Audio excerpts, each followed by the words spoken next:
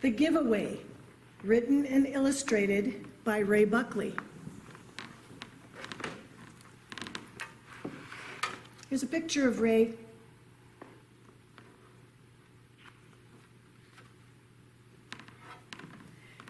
There was a grove of trees where the forest grew thick. The trees had stood there for as long as anyone could remember, their roots intertwined so that nothing could affect one without affecting them all. They were known to the inhabitants of the forest, the four-leggeds and those who fly, as the Old Ones. In the middle of the Old Ones stood the oldest of them all, taller and broader than the others.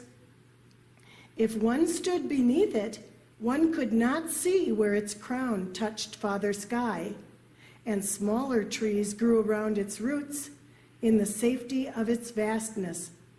It was called the Ancient One, for it had been known by the Creator and for the longest time.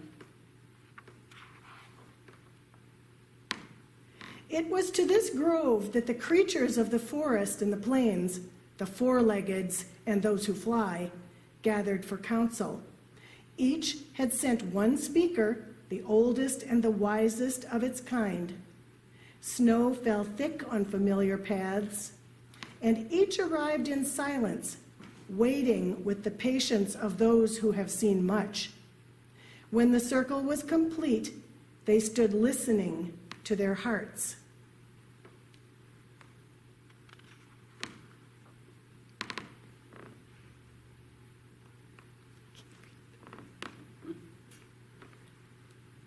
They have lost their way, Whooping Crane said. There is no pattern to their journey. Snow Goose nodded in agreement. They have lost their purpose, Deermouth said. They do not gather seeds. They do not know who they are.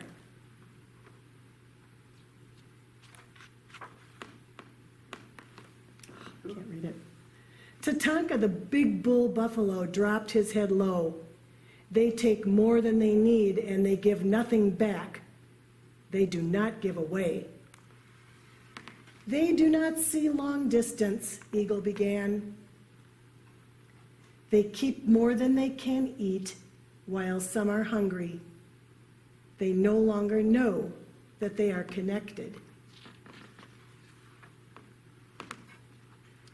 They do not know that they're beautiful, Fox said sadly, her white coat blending with the snow. They decorate themselves with stones, and they hide their spirits. They think that power is what can hold on to, is what that they can hold on to, Old Beaver pondered.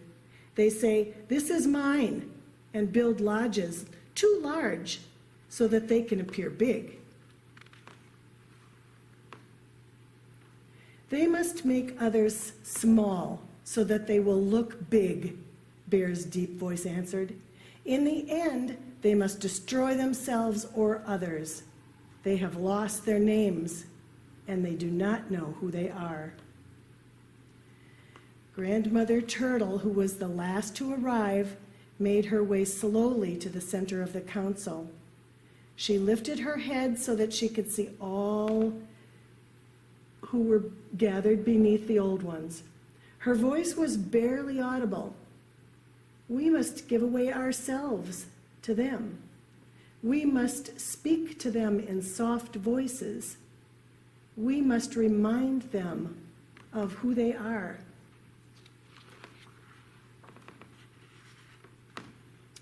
She paused, lowering her head into her shell. Then suddenly she lifted her head as high as her neck would allow. I will give them my shell, she said with certainty.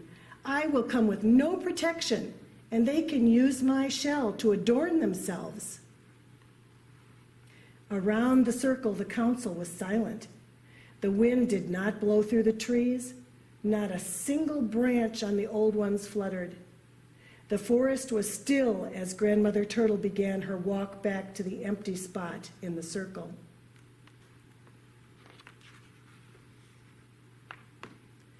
I will teach them the patterns of life, Whooping Crane said slowly. snow goose, and I will remind them of the seasons. And I will teach them to gather seeds so that no one need to be hungry, Deer Mouse began. I will give them all that I have stored.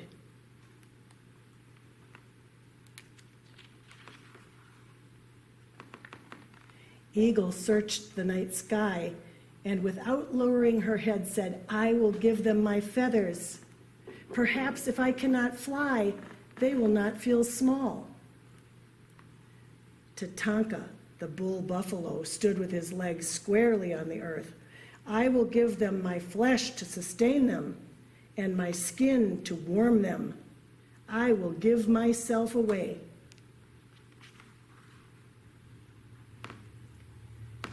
Each council member in turn rose to speak of the gift, that most costly portion of themselves that each would give away. When the circle was complete, a new voice was heard in the shadow of the Ancient One. Stood the Creator.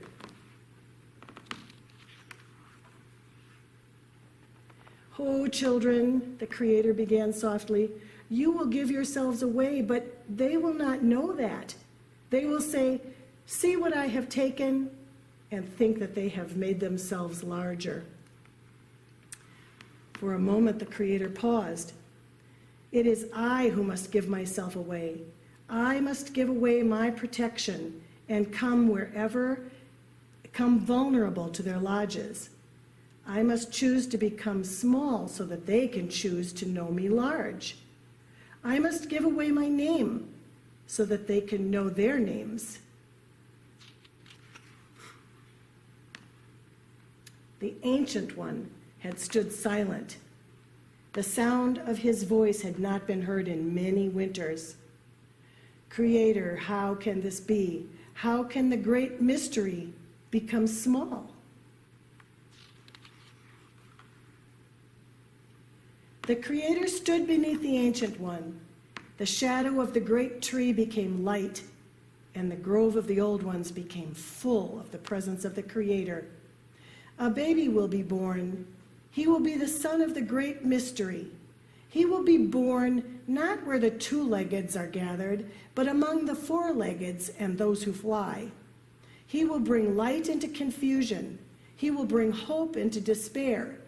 He will bring love, and his name will be great. The Ancient One began to tremble, and those who fly left its old branches. The grove of the old ones moved in its quake. Creator, what can I, whose name speaks only of my age, give away to the great mystery becoming baby? What can I do from my grove in the forest? The Creator turned toward the Ancient One. The voice of the Creator was low. You will be his support. You will be his place of rest. You will hold his body. You will hold him up in the beginning and in the end.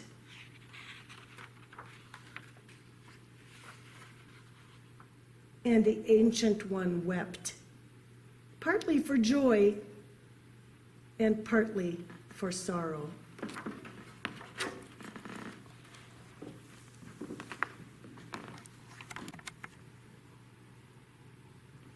Children, you just heard the story, The Giveaway.